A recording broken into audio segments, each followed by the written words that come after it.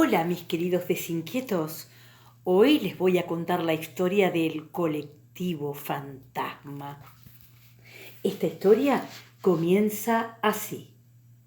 El más fastidioso de los muertos que se encontraban en el cementerio se llamaba Tomás Bondi. Frecuentemente el encargado del cementerio encontraba tierra removida junto a la tumba de Tomás y advertía que la lápida de mármol donde decía Tomás Bondi 1939-2004, premio Volante de Oro al mejor colectivero, estaba corrida 1 o 2 metros. El finado Tomás Bondi extrañaba su colectivo. A diferencia de los demás muertos, a quienes a lo sumo se les daba por aullar o salir a dar una vuelta convertidos en fantasmas, él necesitaba manejar un poco su colectivo. Salía de la tumba, pasaba ante el encargado del cementerio, que no lo veía, porque los fantasmas son invisibles, y caminaba 30 cuadras hasta la empresa de transporte donde en vida había trabajado. Se metía en el galpón donde quedaban estacionados los vehículos y cuando veía su colectivo, el 121, casi lloraba de emoción. Al rato se ponía a pasarle una franela, limpiaba los espejitos, luego los faros, le sacaba brillo a los vidrios. El problema era el sereno. En cuanto veía que un trapo limpiaba el colectivo solo, sin ser sostenido por nadie, salía corriendo y abandonaba el puesto de trabajo. Después, Tomás Bondi ponía el 121 en marcha y salía a dar una vuelta. Se detenía en todas las paradas y la gente subía. Pero cuando notaba que era un colectivo que nadie manejaba, trataban de escapar. Huían despavoridos, pero Tomás ya había arrancado. Y entonces cerraba la puerta y recién se podían bajar en la parada siguiente.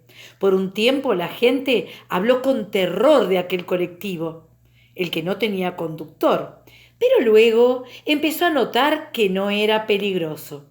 Además, se detenía junto al cordón de la vereda como corresponde. Esperaba que subieran las viejitas y nunca pasaba un semáforo en rojo. Como si lo manejara el finado Tomás Bondi, comentó un día un jubilado.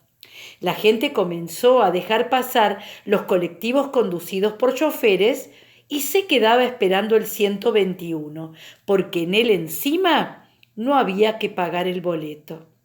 Un día, los dueños de la empresa de transporte decidieron abandonar el colectivo fantasma en un desarmadero, donde se apilaban restos de camiones, autos y otras chatarras. La siguiente vez que Tomás Bondi salió de su tumba y fue a buscar su colectivo, no lo encontró. Fue terrible para él y volvió llorando al cementerio. Se metió en el ataúd, cerró la tapa, corrió la lápida con la mente y acomodó la tierra. Comenzó a emitir tristísimos aullidos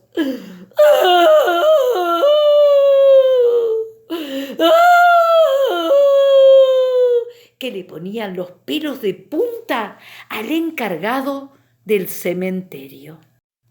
Para entonces, los empleados del desarmadero terminaron de separar cada una de las partes del 121 y finalmente, un domingo, el colectivo murió.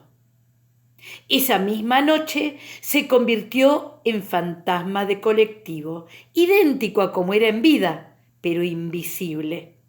Encendió su motor, acomodó los espejitos y arrancó. A las 12 de la noche, Tomás estaba aullando como lo hacía últimamente, cuando de pronto escuchó algo que le pareció un sueño, la bocina del 121. ¿Cómo podía ser? Pero era. Tomás salió de la tumba a toda carrera y en la entrada del cementerio encontró el 121 fantasma. Desde entonces, Tomás sale todas las noches a dar una vuelta en el 121. Lleva a pasear a todos los muertos del cementerio. Como no alcanzan los asientos, muchos tienen que ir parados. Otros van colgados de los estribos y dos que en vida trabajaban en un circo van en el techo haciendo acrobacias. Ninguna persona viva puede ver ni oír al 121, aunque Tomás pone la radio a todo volumen, toca bocinazos en las esquinas y los muertos cantan canciones de hinchadas de fútbol. Olé, olé, olé, olé, olé, olé. Las noches en la ciudad volvieron a ser silenciosas. El encargado del cementerio también pasa la noche tranquilo, porque los muertos, cuando regresan del paseo, acomodan sus tumbas prolijamente y se van a dormir.